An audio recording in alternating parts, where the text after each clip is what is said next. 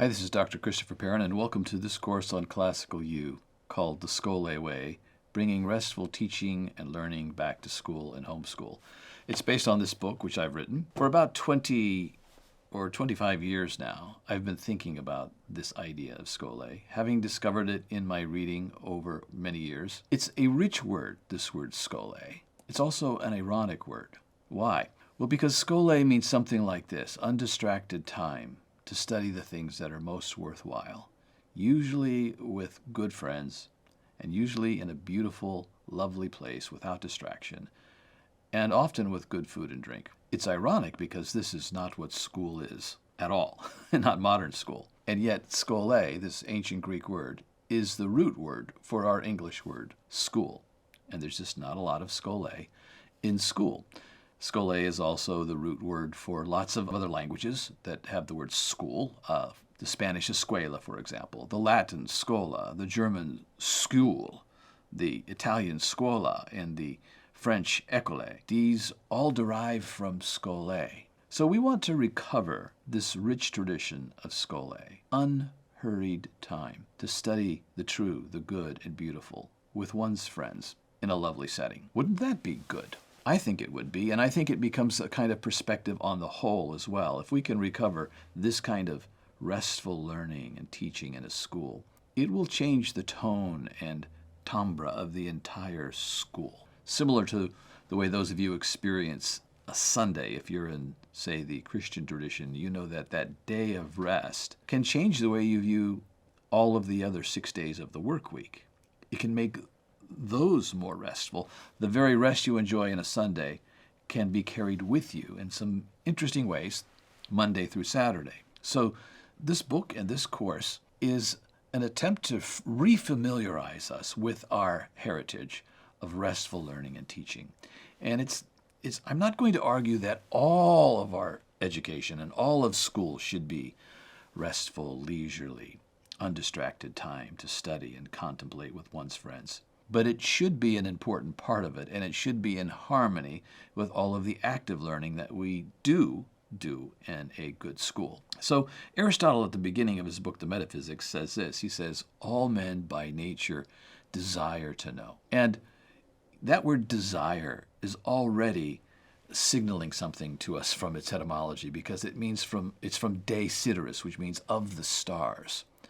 That word desire harkens back to those times when the ancients and even we ourselves have been laying on our back, gazing up at the stars in wonder, sometimes filled with bewilderment and astonishment, but also ignorance, becoming aware of our ignorance and wanting to do something about that ignorance. In other words, it describes a kind of yearning to know. And Scholé provides the conditions by which you might enjoy that kind of contemplation and yearning. So Scholé, when you were laying on your back gazing at the stars, you were enjoying the conditions of Scholé. You were undistracted, and you were probably at times with friends discussing what you were seeing and wondering together. That's Scholé. And so I would like us to think of maybe the stars as a metaphor as we go through this course. The yearning to know that is referenced in the way for millennia human beings have gazed at the stars and wonder what they are. What other stars should there be in our curriculum that evoke wonder and contemplation? To provide the conditions where that wonder would happen is to provide Scholé to our students. So I do think that Scholé is a kind of ideal that we need to recover. I think it's always a danger when you're recovering something that's been lost to maybe overemphasize it. So I want to stress again that what we're looking for is a harmony. We want to import Scholé into our schools without so emphasizing Scholé that we forget that much learning also has to be active. So maybe we can think of Scholé as a kind of lens by which we can look at the whole school, but let's be careful to remember that we want to harmonize restful learning with active learning. Now, one place you can come across Scholé is in this book by Aristotle, The Politics, in books 7 and 8. They're short little books. You could read books 7 and 8 in about 30 minutes, and get a pretty clear sense of what Aristotle thought Scholé was. And again, it's something like this undistracted time to study with one fellows. It's the way in which humans, according to Aristotle, can grow in virtue. Without the conditions of Scholé, leisurely study can't happen, and without that kind of leisurely study and wonder, humans won't be able to grow in arete, or virtue, and grow in wisdom. So the process of growing in wisdom and virtue requires this condition of Scholé. Let's bring Scholé back to our schools. I should also mention that this book, Teaching from Rest, has been a really helpful book published by Sarah Mackenzie, addressing ourselves as often anxious educators. She's writing particularly to homeschoolers. But all of us have often been anxious as we've engaged in the education enterprise. Those of you who are homeschooling parents, one of the chief concerns you have is not to mess up your kids. I know this from talking to hundreds of you over the years. You want to do well by your children, and you're making a great sacrifice in order to do so, and you want to do it right. Well, Sarah addresses that concern and that anxiety and brings the kind of Scholé disposition right to the heart of the teacher in this book, Teaching from Rest, A Homeschooler's Guide to Unshakable Peace. Thousands of people read that every year and have benefited from it. I encourage you to take a look at it if you haven't already. And then this book, written by Devin O'Donnell, is a great history. He does a great job of tracing the philosophy and history of Scholé, leisurely, restful learning in the classical tradition, and it will be really helpful if you want to know more about its history and its philosophy. In this book, The Scholé Way, I do touch upon history and philosophy, but not nearly as much as Devin O'Donnell does. And I want to focus on the practices that we can employ with our students that will bring these conditions of restful learning to the classroom and to the homeschool. So that's what I'm attempting to do in the Scholé Way, and what I'm attempting to do in this course as well. I think that you might think of it this way. Scholé brings conditions that lead to wonder and contemplation and study and conversation with students, which leads to growth in virtue and eventually the acquisition of wisdom, which is a slow enterprise like growing a tree. Josef Pieper talks about this kind of trajectory of education that begins in wonder and that leads us to admiration, that you gaze at the stars and you can't help but to admire them, and then eventually leads to wisdom, as the ignorance of which we are aware and the yearning which we have to know propels us to study and conversation such that we will grow in time wise. So Scholé is a kind of necessary condition. It may not be sufficient, but it's a necessary condition for students to grow in wisdom and virtue.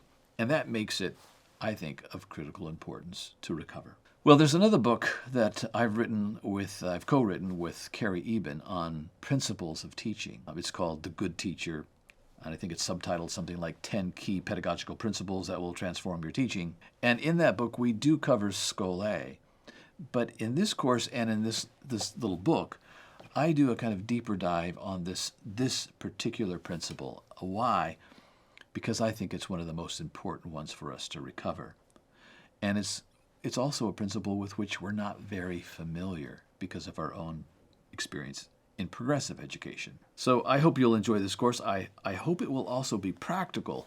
I think it is practical. In fact, sometimes, one of the most practical things that we can do is not to focus on being practical, but focusing on the recovery of Scholé turns out to bring a great benefit to schools, teachers, and students. In other words, is of great practical benefit. And I hope you'll see that as you go along.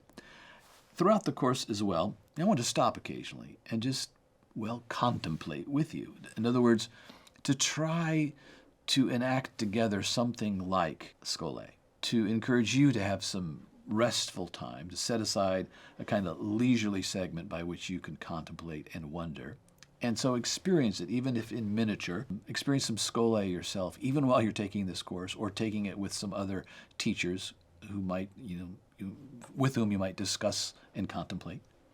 So here, the first contemplation exercise that we have is to look at a poem, and the poem is Twinkle, Twinkle, Little Star. So let's contemplate a bit. You probably have the first stanza of this poem memorized. I do. Twinkle, twinkle, little star, how I wonder what you are.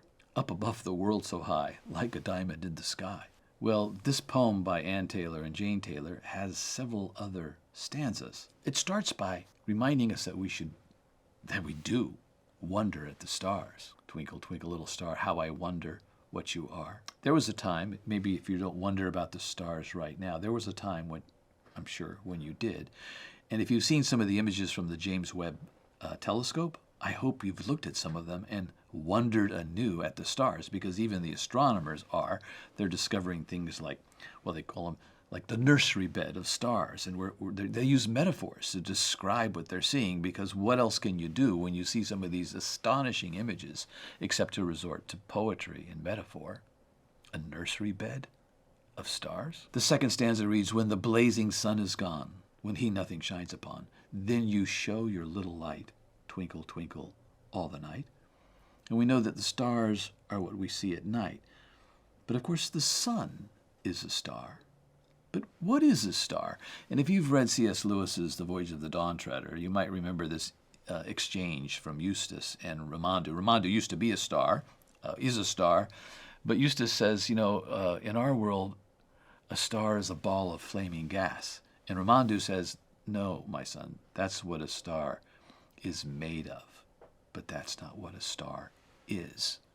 So what is a star if it's not merely a ball of flaming gas? Even this poem is asking that question. The third stanza, then the traveler in the dark thanks you for your tiny spark. He could not see which way to go if you did not twinkle so. And this reminds us that the stars are guides. What if you thought of the stars as something that actually provided you a kind of leadership, provided you a kind of signpost as to where to go? And then those of you in the Christian tradition might be thinking of the Christmas story and the Star of Bethlehem that led the three wise men to the Christ child. But there's, of course, other ways that stars guide us.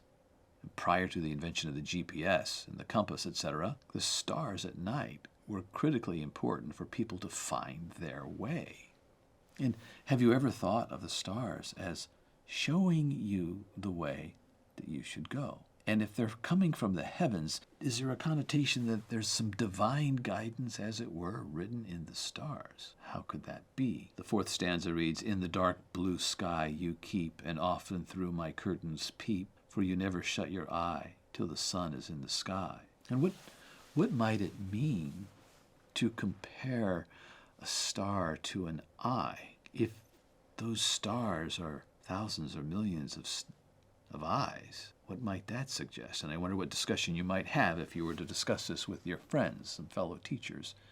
The stars are looking at you. You look at them. But what if you discovered that they were eyes looking at you? What do they see? And do they observe you in order to guide you? And then the fifth stanza, 'tis your bright and tiny spark lights the traveler in the dark, though I know not what you are, twinkle, twinkle, little star. And now, notice that last line, twinkle, twinkle, little star. Are the words twinkle here now an imperative? Is this a kind of behest at the end of the poem? You stars, twinkle for me, twinkle for us. We don't know what you are, but twinkle, please, that we might see our way in the dark. And of course, there's another metaphor here. Their stars are compared to sparks, and that means fire. Are they, in some respects, fires in the sky? And what might that suggest? Of course, the poem ends with a confession of ignorance, just as it began. Well, it began with wonder, how I wonder, and that it ends with a confession of ignorance. Though I know not what you are, twinkle, twinkle, little star. I don't know if you can remember those early days as a child when you were laying on your back on a field some evening looking up at the stars. I was saddened to hear from a friend that in New York City there was a class of third graders who, when they were told about the stars in class, were dumbfounded because they had never seen the stars and didn't know that they really still continued to exist. Because of the constant lights in New York City, they've never been able to see the stars. And Some of these students have never left the city, and so they hadn't observed them with their own eyes. But they were at wonder to hear that the stars did exist, and then became very interested in seeing them with their own eyes. Well, I leave you with these thoughts as we conclude this first video lesson, and I'll see you again for the next one, in which we will talk about the fact that education so often is anxious education, and the ways in which the recovery of Scholé can be a welcome recovery. Talk to you then.